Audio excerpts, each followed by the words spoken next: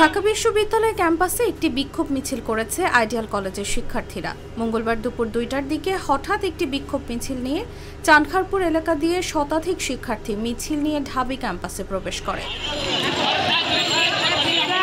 এরপর ক্যাম্পাস প্রদক্ষিণ করে তারা টিএসসি ভিসি চত্বর হয়ে দ্রুত গতিতে নীলক্ষেত দিয়ে বের হয়। এ সময় শিক্ষার্থীরা আমার ভাই রক্তাক্ত কেন, প্রশাসন জবাব চাই, তুমি কে আমি কে, রাজাকার রাজাকার ইত্যাদি স্লোগান দিতে থাকে।